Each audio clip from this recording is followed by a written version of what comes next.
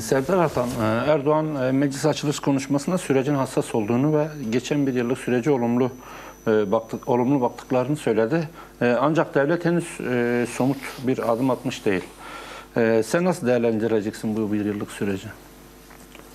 Yani evet, mecliste yaptığı konuşmada bir nebze de olsa yani hani süreci değerlendiren bir çerçeve çizdi Erdoğan'da ama tabii biz biraz daha pratik sürece bakma gereği duyuyoruz. Yani bu bir yıl geçti üzerinden, o ilk temastan bugüne ve birçok şey yaşandı elbette ki. Özellikle de Sayın Öcalan'ın 27 Şubat çağrısı ve sonrası yaşanan gelişmeler, işte PKK'nın kongresini toplaması, fesih kararı, sonrası yaşanan işte silah yakma durumu ve ardından gelen işte meclisteki kurulan komisyon Sayın Akçıl'a dile getirdi.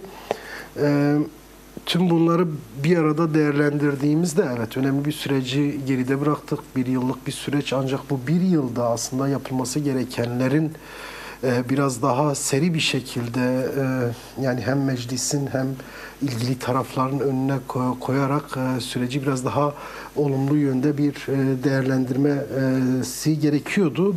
Böylesi bir beklenti de vardı kamuoyunda. Nitekim aylardır çok yoğun çağrılar var. Yani aslında PKK'nın üzerine düşeni, Sayın Öcalan'ın üzerine düşeni yaptığı. Yani bunu Bahçeli'nin kendisi de ifade etti. Bahçeli'nin kendisi de bunu bizzat bu hakkı teslim ederek söyledi. İşte kuş tek kanatla uçmaz, ikinci kanadının da olması gerekiyor biçimde bir metaforla. Elbette ki yani hani bu görülen bir şey ama belli bir noktada tıkandığını gözlemledik açıkçası. Yani hani bu siyasi iktidarın bir yaklaşımı olarak önce karşımıza çıktı. Bir karar verememe hali gibi göründü ya da işte bunun getirisi götürüsü üzerinde çokça yoğunlaştılar anladığımız kadarıyla. Nitekim zaman zaman buna dair bazı kaygılar da dile getirildi iktidar cenahından. İşte belli çevrelerden, basın aracılığıyla falan.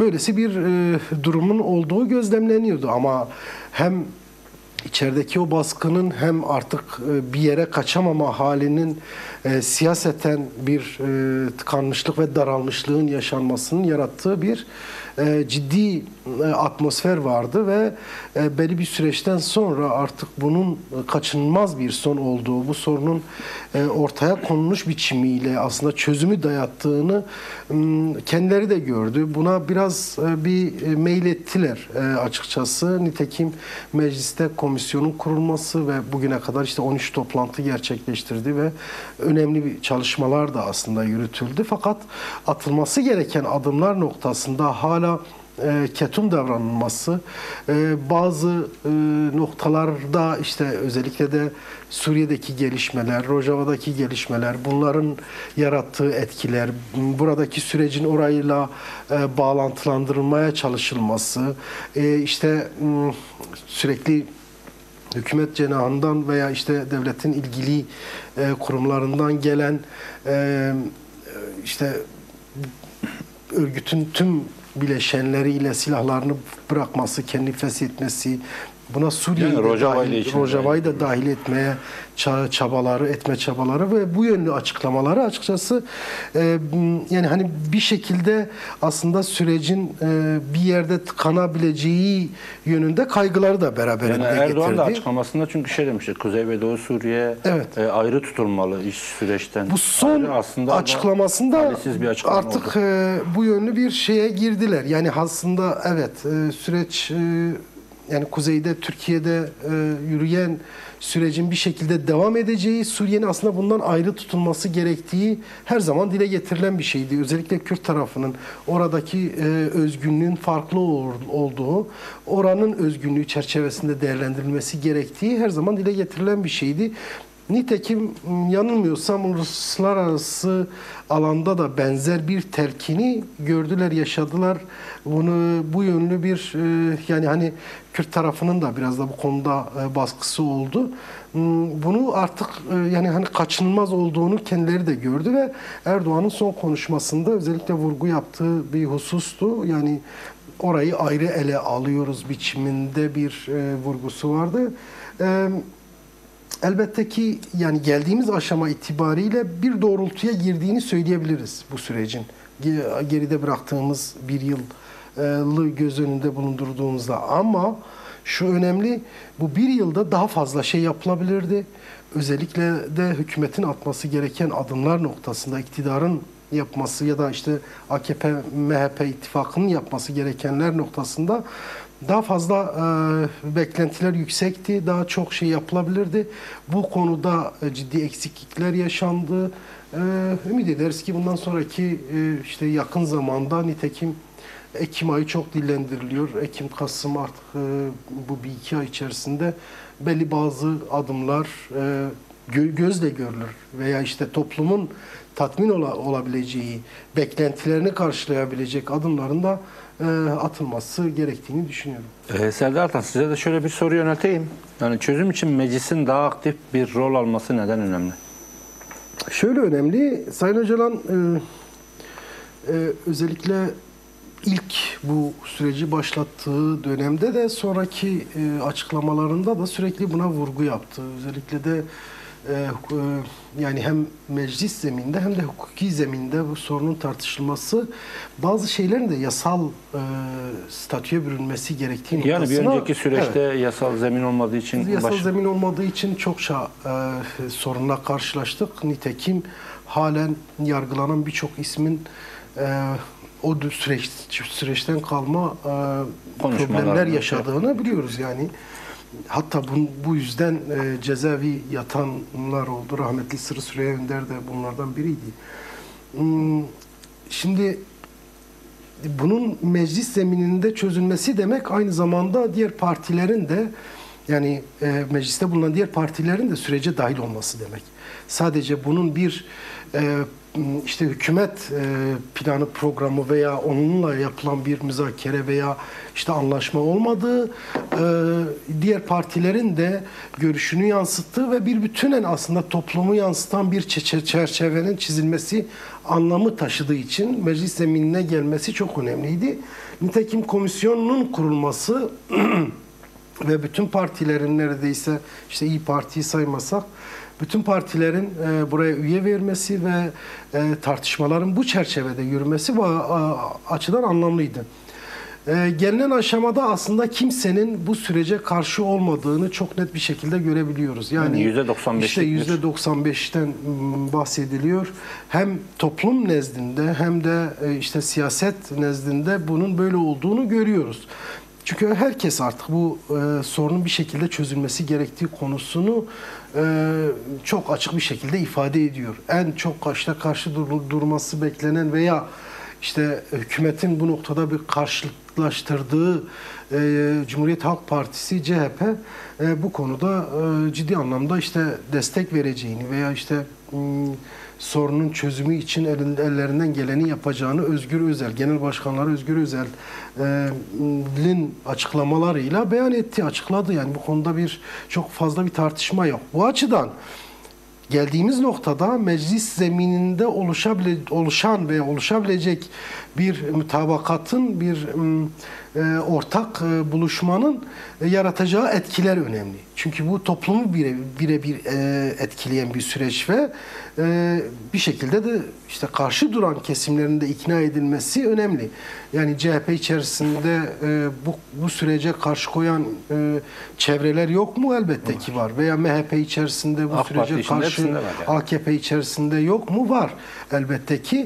İşte ortak zeminde buluşmanın bu karşı koyan veya işte istemeyen çevreleri bir şekilde ikna etme noktasında önemli bir rol üstleneceğini biliyorduk. Ayrıca sonuç itibariyle yasal süreçten bahsediyoruz. Hukuki süreçten bahsediyoruz. Bunu yapacak olan kim? Meclis. Meclis. Yasama organı. Bu açıdan da önemliydi. Çünkü sonuç itibariyle oluşturulan bu komisyon tavsiyeleriyle, yani her ne kadar işte yani hani yasa yapıcı bir komisyon değilse de tavsiyeleri ve önerileri çerçevesinde bir şeyler oluşacak. Yani zaten Erdoğan da önemli doneleri Evet, vereceğini evet. Yani belirtmiş. bir rapor sunulacak, kapsamlı bir şekilde meclise bir rapor sunacak komisyon ve meclis bunun yasal zeminini oluşturma noktasında bir araya gelecek ve yani beklenen bu, en azından öyle olması bekleniyor. Bu oluşacak. Bu açıdan yani buraya atfedilen önem bizler açısından da, yani hani kamuoyu, yani bu sorunun çözümünü isteyen bütün çevreler açısından önemli. Herkes de bunu teslim ediyor ama bu nasıl işleyecek, nasıl olması gerekiyor, bu konuda meclisin biraz daha sorumluluk alması, görev üstlenmesi, yani en azından meclis adına oluşturulan bu komisyonun biraz daha bu konuda gerçekten de görev ve sorumluluğun bilinciyle hareket etmesi gerektiğini herkes söylüyor zaten. Önümüzdeki süreçte büyük ihtimalle ki böyle olacak. Sayın Akça daha iyi bilir. Biraz daha Ankara kulislerine de yakınlar kendileri. Yani komisyonun önüne koyduğu ya da işte bugüne kadar 13 oturumdan bahsettik. Dinlemeler yaptılar. İşte birçok çevre geldi, konuştu, görüşlerini dile getirdi. Bundan sonra yani bir çerçeve oluşmuştur aslında. Ve nitekim sıfırdan başlamıyorlar yani. Neyi tartışıyoruz? Değil mi? Aynen öyle. İşte, 6. girişim bu. tabii ki neyi tartışıyoruz? Mesela PKK kendini feshetti, silah bıraktı veya silah bırakma aşamasına geldi. Peki ne olacak? Yani aslında Bunlar süreci buharlaşmayacak. oraya boğmaya çalıştılar ama Ama ben yani sonuç komisyondakiler itibariyle hem bu şeyler- insanlar buharlaşmayacak. Bir şey olacak yani. Bu ne olacak? İşte demokratik siyasete katılımdan bahsediyoruz. Bu nasıl gerçekleşecek? Elbette ki yasal bir, hukuki bir zeminin oluşması gerekiyor bunun için. Bunu da yapacak olan meclistir.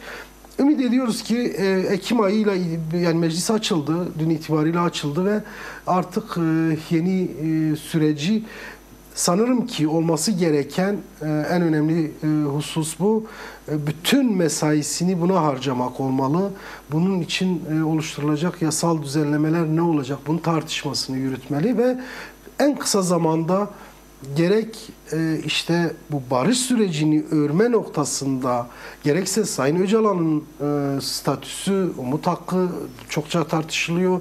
Özgürlüğü noktasında atılacak adımları bir an önce gerçekleştirmesi, ki belki zaman kalırsa bunları konuşuruz. Yani bunları gerçekleştirmesi, bu açıdan sorduğunuz soru, yani hani meclis neden önemli ve atfedilen önem nedir, ne olması gerekir konusu biraz bu şekilde değerlendirilebilir. Serdar, aynı soruyu bir gazeteci olarak size de sormak istiyorum. Yorumlamanızı bekleyeceğim. Yani hangi alanlarda acil bir şekilde yasal adımlar atılmalı? Birincisi, yani PKK madem kendi feshetti, silahları bırakacak. Öncelikli olarak buna dönük en hızlı bir biçimde atılması gereken adım ya da yapılacak yasal düzenleme, yani örgüt üyesi diye tanımlanan bu kişilerin demokratik siyasete katılımını sağlayacak yasal düzenlemelerin olması. Elbette ki biz şeyi atlamayalım, yani Sayın Öcalan'ın özgürlüğünün sağlanması ve önündeki engeller, ki onun zaten hukuksal bir düzenlemeye de gerek yok. AİHM'in aldığı karar var. Çok hızlıca hayata geçirilebilecek bir durum. Yine Avrupa Konseyi'nin bu konudaki kararı var. Bu hemen yapılması gerekenler. Yani çok hızlı. Onlar Komitesi de şey dedi. Bu sürecin, bu meselenin, yani umut hakkının Evet, işlenmesi evet. için bir fırsat olacağını umut Tabii ediyoruz ki. dedi. Değil mi? Yani bu zaten birçok şeyin önünü açar. Yani Sayın birçok şey. Yani özellikle de örgütünün, Sayın Öcalan örgütünün, örgüt mensuplarının, yani PKK'lilerin Türkiye'ye gelebilecek şartların, koşulların oluşması birçok şeyin önünü açar.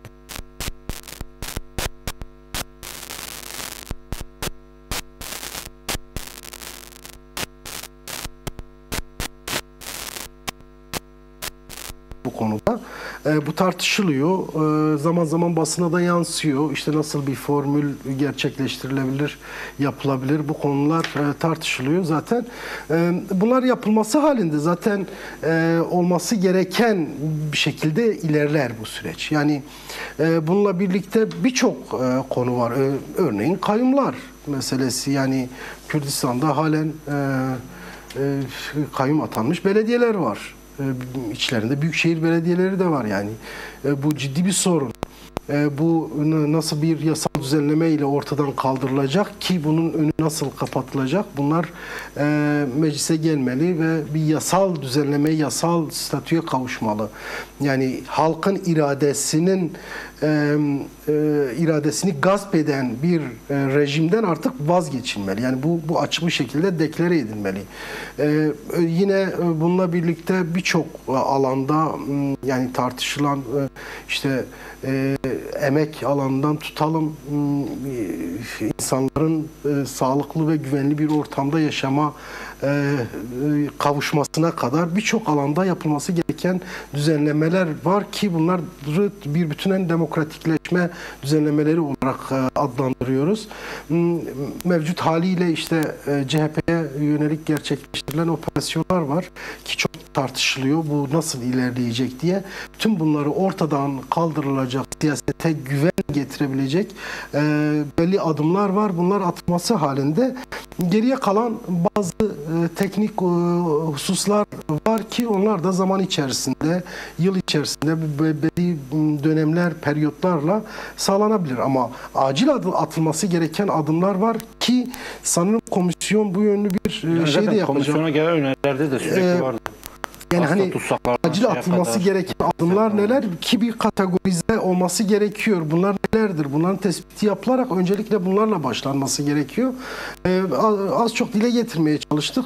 Birçok konu var. Belki zamanla bu hem kamuoyunun gündemine de gelir hem yasal statü noktasında nasıl olması gerektiği konusu biraz daha tartışılır.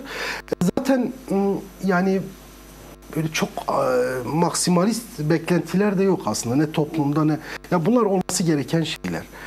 Öyle yani yeniden keşfetmiyoruz uzayı, dünyayı veya kainatı. Bunların yıllar boyu verilen mücadeleler var.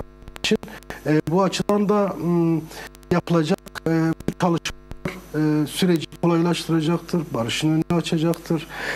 Elbette ki bu süreçte yani bu 50 yıllık savaş sürecinde çokça acılar çekildi, çokça canlar gitti, çok kan döküldü, ekonomik olarak çok büyük zararlar oldu.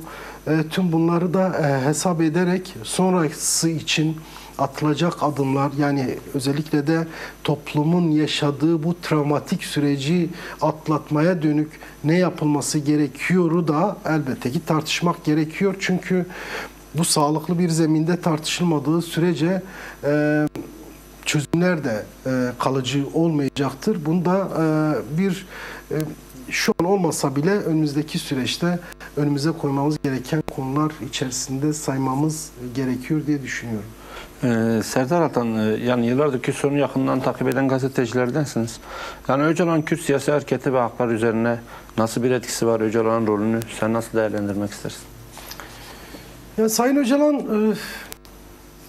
yıllar boyu Kürtler onu yani önderleri olarak gördüler. Kürt halk önderi diyorduk. Ancak sonradan Orta Doğu'daki ve Kürdistan'da yaşayan diğer halkların da biraz bu konudaki talebi ve tepkileri üzerine artık çok rahat bir şekilde halklar önderi olarak tanımlanabilir. Bununla birlikte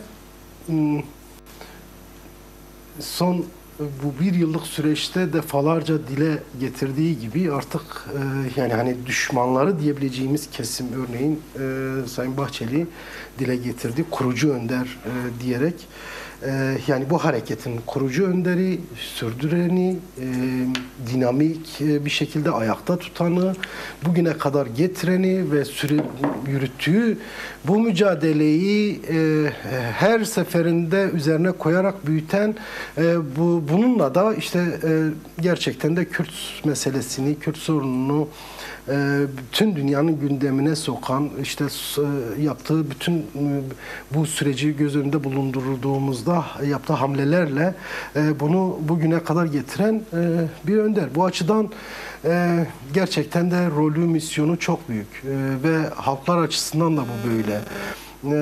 Sayın Öcalan sadece işte bir hareketi yöneten kişi olarak değerlendiremeyiz. Görüşleri, yazdıkları, çizdikleri, anlattıklarıyla çağın filozoflarından biri olarak da karşımıza çıktı. İşte hem daha İmralı'ya gelmeden önceki süreçte anlattıkları, söyledikleri, daha sonra İmralı süreciyle birlikte biraz daha sistematize edip kitaplaştırdığı ve bunu bütün Kürtlere, bütün Orta Doğu'ya ve dünyaya yaydığı, fikirsel olarak o bir paradigma yaratan bir yani diyebileceğimiz ki Orta Doğu'da belki de dünyada eşi benzerine çok az rastlanır bir önderlik çizgisi oluşturdu.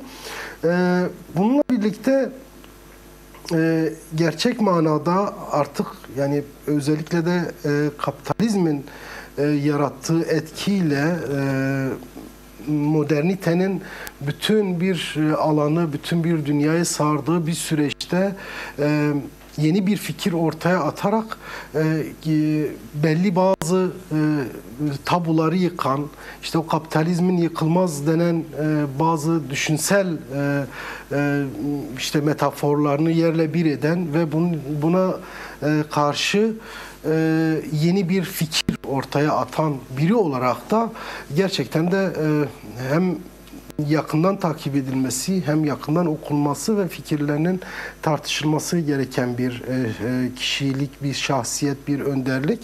Bu açıdan da değerlendirdiğimizde bugün işte bakıyoruz dünyanın birçok yerinden, bir ülkesinden tanınmış, bilinmiş filozoflar, bilim insanları, akademisyenler kendisini okuyup düşüncelerini ortaya attığı fikirleri tartışan bir düzeye gelmiş durumda. Türkiye'de belki bu çok fazla bilinmiyor. Yani bu bağlamda işte bu süreçteki hem Orta Doğu'daki hem Türkiye'deki bu süreçteki rolü. Tabii onu da değerlendireceğiz ama bunu öncelikle anlamak gerekiyor. Yani Türkiye'de çok fazla belki bilinmiyor ama dünyada bu yıllar önce de böyleydi aslında. Yani hani ben işte bu son 20 yıllık süreçte dünya çapında gerçekten de dikkatle izlenen, takip edilen ve fikirleri birçok halklar içinde ön açan bir pozisyonda değerlendirebiliriz. Elbette ki sorunların çözümü noktasında ortaya koyduğu şeyler zaten bambaşka bir durum. Yani bunu ta 93'lere kadar götürüyoruz.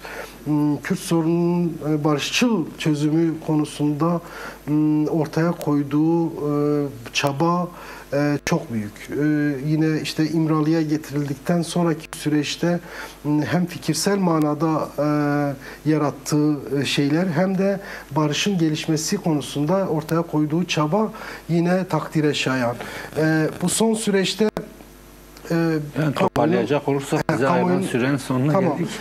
Kamuoyunda biraz yakından takip ettiği kadarıyla özellikle de problemin çözümü konusunda ne kadar yol açıcı olabileceği, bunun için neler yapabileceğini çok net bir şekilde ortaya koymuş ve bunu aslında ciddi bir sürece evirmeyi başarmış bir lider olarak anlatabiliriz. Bunun değerinin bilinmesi, bunun anlaşılması, bunun daha iyi anlatılması gerektiğini de söyleyebilirim. Yani değerlendirmeleriniz ve katkılarınız için teşekkür ederim. Şöyle bir ekleme yapmak istiyorum. Bu süreci çok yakından takip etmek gerekiyor. Aslında toplum bu konuda yani bu süreçte, son süreçte barış çağrılarıyla yapılan mitingler, etkinlikler, yürüyüşler, bugün işte Sayın Akça bahsettiği kadınlar yürüyor Ankara'ya. Tüm bunlarla evet bir tazyik oluşturuluyor ama bunu daha çok istemek gerekiyor. Daha fazla bunun için mücadele etmek gerekiyor. İşte toplumun tüm kesimlerinden tutalım, işte kurumlar, kurum ve kuruluşlar, basın, gazeteciler, akademisyenler, yani bu konuda fikri olan, gerçekten de barış talebi olan bütün insanların bir şekilde buna dahil olması ve bunun daha hızlı bir şekilde yürümesi için gereken ne varsa yapması gerekiyor ki gerçekten de çok acılı bir süreç geçirdi. Kürt halkı özellikle artık bunun bir şekilde son bulması gerekiyor diyelim ve bunu da son söz olarak söyleyeyim.